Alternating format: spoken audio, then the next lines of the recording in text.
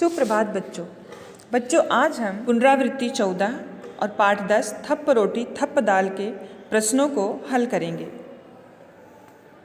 पहला प्रश्न था, निम्नलिखित प्रश्नों के उत्तर दीजिए। मुन्नी अपने घर से क्या क्या लेकर आई?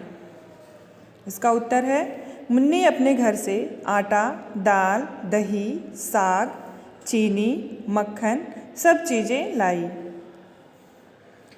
दूसरा है, बच्चे किसका खेल खेलते हैं?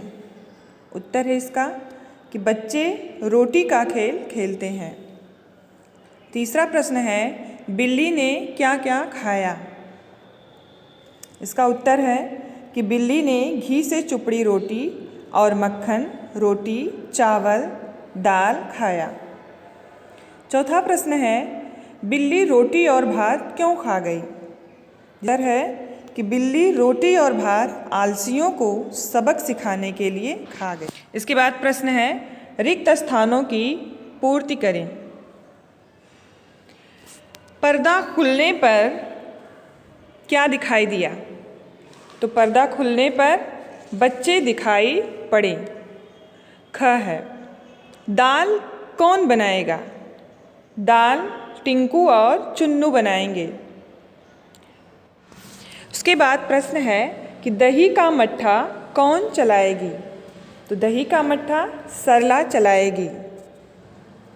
तीसरा क्वेश्चन है कि उत्साह और अचानक शब्द का अर्थ लिखिए। उत्साह शब्द का अर्थ है जोश और अचानक शब्द का अर्थ है एकाएक। तो बच्चों, ये रहे पुनरावृत्ति 14 के पाठ 10 थप्प रोटी थप्प दाल के प्रश्नों के उत्तर। अब हम पुनरावृत्ति 18 के पाठ 12 सुनीता की पहिया कुर्सी के प्रश्नों को हल करेंगे। सुनीता की पहिया कुर्सी में सुनीता नाम की एक ऐसी लड़की की कहानी है जो अपने पैरों से नहीं चल पाती है और चलने के लिए पहिया कुर्सी का इस्तेमाल करती है। सुनीता को कई कामों में बहुत परेशानी होती है, जैसे उसे जूता पहनने में और कपड़े बदलने में बहुत परेशानी होती है। सुनीता एक बहादुर लड़की है। वह पैरों के नाकाबिल होने के बावजूद भी अपना सारा काम अकेले करना चाहती है। वह अकेले ही बाजार जाती है। तो अब हम इसी पाठ के कुछ प्रश्नों को हल करेंगे। प्रश्न 1, निम्नलिखित वाक्यों को पूरा कीजिए।